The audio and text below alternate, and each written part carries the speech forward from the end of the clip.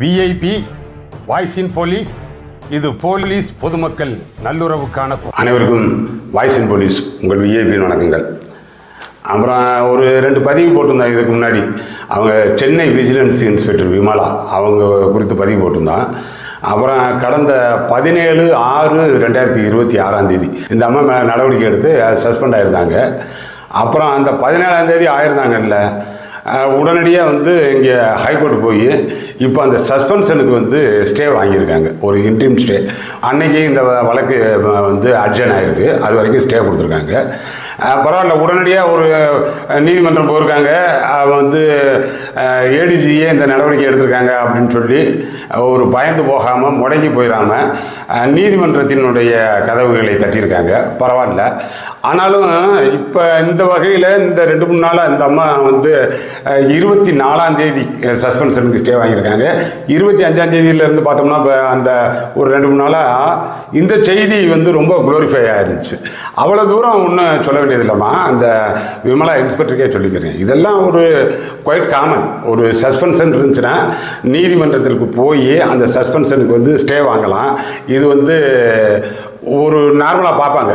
அதாவது என்ன சார்ஜில் கொடுத்துருக்காங்க, என்ன பிரிமா பேசி இருக்கா அப்படின்னு சொல்லி பார்ப்பாங்க.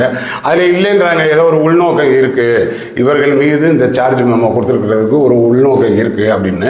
அப்புறம் பொதுவாக இந்த மாதிரி ஸ்டே இது கொடுக்கும்போது அந்த பேலன்ஸ் ஆஃப் கன்வீனியன்ஸ்னுவாங்க. அது ஒரு லீகல் டேர்மில்.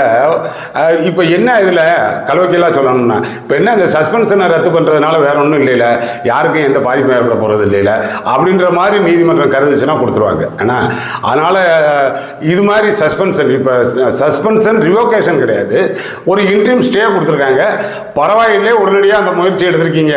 ஆனால் இதில் என்ன நான் உங்களுக்கான ஒரு மிரள வைக்கும் செல்வாக்கு அப்படின்ற மாதிரி பார்க்குறேன்னா, 17ஆம் தேதி சஸ்பென்ஷன் ஆகுறீங்க.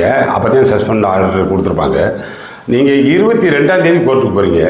22ஆம் தேதி அன்னைக்கு தான் உங்கள் ஃபைலிங் டேட்டு. 22 ஃபைல் ஆகி அன்னைக்கே ஒரு ரெஜிஸ்ட்ரேஷன் நம்பர், ஃபைலிங் நம்பர் ஒன்று கொடுப்பாங்க. அப்புறம் அப்போவே ரெஜிஸ்ட்ரேஷன் நம்பர் ஒன்று வாங்குறீங்க அன்னைக்கு டேட்டுக்கு. பொதுவாக இது என்னென்னா, ஃபைல் ஆனதுலேருந்து ஒரு குறைஞ்சது ஒரு 3 நாள் ஆயிரும் ஃபைலிங். அப்புறம் அந்த ரெஜிஸ்ட்ரேஷன் நம்பர் ஒன்று வரும். அப்புறம் அதிலேருந்து மறுநாளைக்கு அடுத்த நாள் ஆனால் அப்போ லிஸ்ட் ஆகும். இது உங்கள் இது பார்த்தோம்னா அந்த 22ஆம் தேதியே போட்டு 22ஆம் தேதியே அன்னைக்கே ஃபைலிங் ஆகி அன்னைக்கே அதுக்கான ரெஜிஸ்ட்ரேஷன் நம்பர் ஆகி அப்படியே 24ஆம் தேதி கொண்டு வர வச்சு 24ஆம் தேதி கொண்டு வர்ற அன்னைக்கே அந்த அட்மிஷன் அன்னைக்கே இந்த ஆர்டர் வாங்கியிருக்கீங்க. பரவாயில்லை, உங்களுக்கு உயர்நீதிமன்றத்தில் நல்ல செல்வாக்கு இருக்குது அப்படின்றது இதில் தெரியுது. அது மட்டும்தானே தவிர இது வாங்கிட்டோம்ன்றதுனால நீங்கள் ஒட்டுமொத்த சார்ஜில் இருந்தெல்லாம் வெளியே வந்துட்டீங்கன்னா, அது நீங்கள் இதில் கொடுத்துருக்கக்கூடிய உங்கள் பெட்டிஷனில் என்ன சொல்லியிருக்கீங்கன்னா, யாரோ ராஜலட்சுமின்னு சொல்லி அந்த ஆன்டி வைஸ் ஸ்குவாடில் இருந்த இன்ஸ்பெக்டர் மேலே கடந்த அந்த 2வது மாதம் ஒரு எஃப்ஐஆர் போட்டிருக்கேன். அந்த எஃப்ஐஆரும் கூட உயர் அதிகாரிகளினுடைய டைரக்ஷன் பேரில், யார் அவர் பழைய டிஜிபி அவருக்கு ரெஜிஸ்டர் எஃப்ஐஆர் போட்டு கொடுத்தாரு. அப்புறம் எஸ்பி அந்த டிராப்ட் எஃப்ஐஆர் பார்த்தாரு. அதன் பேரில் தான் நான் போட்டேனே தவிர சூமோட்டாவை நம்ம ஒன்றும் போடல. இந்த எஃப்ஐஆரை காரணம் காண்பித்து தான் நீங்கள் சஸ்பெண்ட் ஆனது மாதிரி அதில் ஹைலைட் ஆகிருக்கு. எனக்கு ஆக்சுவலாக உங்கள் சஸ்பென்ஷன் ஆர்டரில் என்ன சொல்லியிருக்காங்கன்னு எனக்கு தெரியாது, அதை நான் பார்க்கல. இந்த கோர்ட் ஆர்டரில் பார்த்தேன். ஆனால் இதைத்தான் இந்த ராஜலட்சுமி மேலே அவங்களும் ஒரு இன்ஸ்பெக்டர், ஏன்னா அவங்க அந்த ஏவிஎஸ்ல இருக்கக்கூடிய இன்ஸ்பெக்டர். அதன் அடிப்படையில் இதில் ஒரு பிரிமா பேசி இருக்குது. இவர்கள் மீது இந்த வழக்கு போட்டதில் ஒரு உள்நோக்கம் இருக்குது இந்த சஸ்பென்ஷன் ஆர்டரில் அப்படின்னு சொல்லிட்டு அதன் மீது தான் அந்த பேலன்ஸ் ஆஃப் கன்வீனியன்ஸ் உங்களுக்கு பொருத்தமாக வருது. இப்போ என்ன, அந்த சஸ்பென்ஷன் ஒரு இன்ட்ரீம் கொடுக்குறதுல ஒன்றும் ஆகிறது இல்லை அப்படின்ற மாதிரி கொடுத்துருக்காங்க.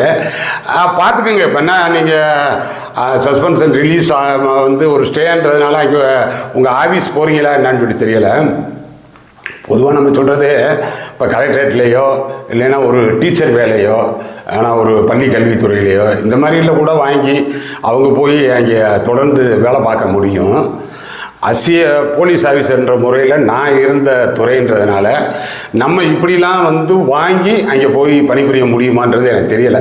ப்ராக்டிக்கலாக சாத்தியமா அப்படின்றது தெரியல. ஒரு டிஸ்ட்ரிக்டில் நான் வேலை பார்க்குறேன்னா ஒரு ஸ்டேஷனுக்கு இன்ஸ்பெக்டராக இருப்பேன். என்னோட எஸ்பியை பகச்சே என்னால் அங்கே இருக்க முடியாது. ஆனால் நமக்கு எஸ்பிக்கு நமக்கு பிடிக்கல அப்படின்னா உடனடியாக நான் என்ன செய்வேன், அந்த டிஸ்ட்ரிக்ட் விட்டு மாறி போகணும். டிஐஜி பார்க்கணும், ரேஞ்சுக்குள்ளே வேறு எங்கேயாச்சும் போகணும், இல்லைன்னா ஐஜி பார்க்கணும், வேறு டோட்டலாகவே வேறு ரேஞ்ச் வாங்கிட்டு போயிடணும். அந்த மாதிரி பண்ணணும். நம்ம தொடர்ச்சியாக அந்த போராட்டத்தை நம்ம துறைக்குள்ளே பண்ண முடியாது. இந்த ஒரு மயிலாடுதுறையில் கூட ஒரு டிஎஸ்பி எல்லாம் பேட்டி கொடுத்தாரு பார்த்தீங்களா, அப்புறம் மறுபடியும் ரொம்ப தான் சிரமப்பட்டிருப்பார். அது வெளியே வராது. ஒரே ஒரு நாள் அவர் பேட்டி கொடுத்தது வெளியே வரும், ஒரு பிடபிள்யூ டிஎஸ்பி. ஆனால் அது மட்டும் வெளியே வரும். அவர் எவ்வளவு சிரமங்கள் இப்போ வரைக்கும் சந்திச்சுக்கிட்டு இருக்கிறான்றது வெளியே வருமா? அதனால் இது பார்த்துக்குங்க. நம்மளே வந்து அந்த இன்ஸ்பெக்டர் விமலாவுக்கே வந்து ஃப்ரெண்ட்லியாக சொல்லக்கூடியது என்னென்னா, உங்கள் மீதான குற்றச்சாட்டிலிருந்து நீங்கள் கூடிய சீக்கிரம் எப்படி விடுவிக்கப்படணுமோ அதை பாருங்கள். ஆனால் ஒரு ஏடிஜிபி அளவுக்கு பகைச்சு அந்த துறைக்குள்ளேயே நீங்கள் இருக்கணும் அப்படின்றது சாத்தியமா அப்படின்றத பார்த்துக்கோங்க. இதை நீங்கள் எப்படி பார்க்கலாம்னா, ஒரு கிரிமினல் கேஸில் வந்து ஒரு அக்யூஸ்ட் வந்து ஒரு ஏபியோ பெயிலோ வாங்கிடுறாருன்னு வைங்க, டோட்டலாக அவர் கேஸ்லேருந்து அக்யூட்டல் ஆனதாக அர்த்தமா? ஆனால் அந்த அளவுக்கு உங்கள் செய்தி கொண்டாடப்படுது. அவ்வளோ தூரம் கொண்டாடப்படக்கூடிய அளவுக்கு இதில் எந்த முக்கியத்துவமும் கிடையாது. ஒரு ஏபியோ பெயிலோ வாங்கிட்டா கேஸ்லேருந்து அவர் அக்யூட்டல் ஆகிட்டாருன்னு அர்த்தமா? அது ட்ரையல் இருக்குது, அதில் இன்னும் சீரியஸாக தான் ஆகும். அது மாதிரி தான் இது வந்து இப்போ என்ன ஏடிஜிபியை ப்ரொவோக் பண்ணி விட்டது மாதிரி இருக்கும். சரி வாங்க பார்த்துக்கிடுவான் அப்படின்னு சொல்லி. ஏற்கனவே வந்து இப்போ உங்களுக்கு இதில் கிடைச்சிருக்கிறது கூட நீதிமன்றம் அந்த பார்வை பார்த்துருக்குமா என்னன்றது எனக்கு தெரியலை. ஏன்னா அவருடைய ஏடிஜிபி வந்து விஜிலன்ஸுக்கு நியமனம் செய்யப்பட்ட உடனேயே சில ஒரு மாதிரியான அட்வர்ஸான கருத்துக்கள் எல்லாம் வெளியிட்டாங்க வேறு வழக்கு சம்பந்தமாக. ஏன்னா குண்டாஸ் போட்டது தொடர்பாக போயிருக்கும் போது ரொம்ப சீசரின் மனைவி சந்தேகத்திற்கு அப்பாற்பட்டவராக இருக்க வேண்டும் அப்படின்ற அளவுக்கு கருத்தெல்லாம் அதில் தெரிவித்தாங்க. அந்த வகையில் அவருக்கு ஏடிஜிபி மீதான ஒரு அதிருப்தியின் காரணத்தினால கூட உடனடியாக இதுக்கு ஸ்டே கிடைச்சிருந்துருக்கலாம். பட் இருந்தாலும் உங்களுக்கு சொல்கிறது, மறுபடியும் நீங்கள் இந்த உங்களுக்கு கொடுத்துருக்கக்கூடிய சார்ஜ் மெமோ, ஏன்னா வேறு மாதிரி தானே கொடுத்தாங்க.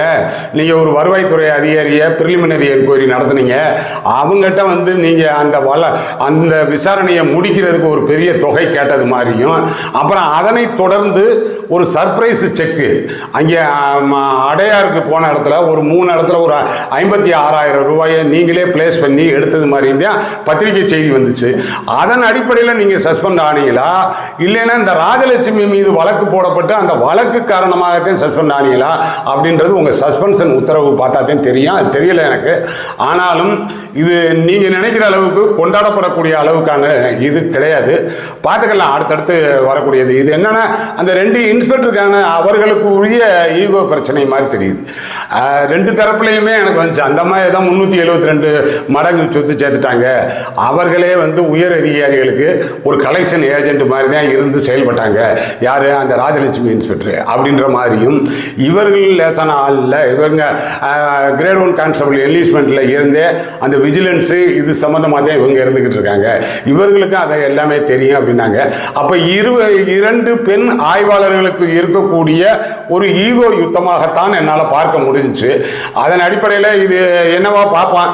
ஆனால் தொடர்ந்து இது மாதிரி பெண் காவல் ஆய்வாளர்களுடைய செயல்பாடுகள் காவல்துறைக்கு மிகப்பெரிய ஒரு அதிருப்தியை ஒரு களங்கத்தை ஏற்படுத்தக்கூடிய அளவுக்கு இருந்துகிட்டு இருக்கு.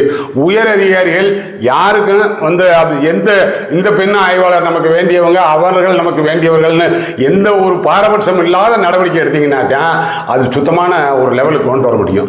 அதை பதிவு பண்ணணும் போல இருந்துச்சு. இந்த தகவல் கிடைச்சோன்னா இதை உங்கள்கிட்ட பதிவு பண்ணிக்கிறேன். அடுத்தடுத்த நல்ல பதிவுகளில் பார்ப்பேன். நம்ம சேனல் இன்னும் சப்ஸ்கிரைப் பண்ணலைன்னா பண்ணிக்கிங்க. வாழ்த்து.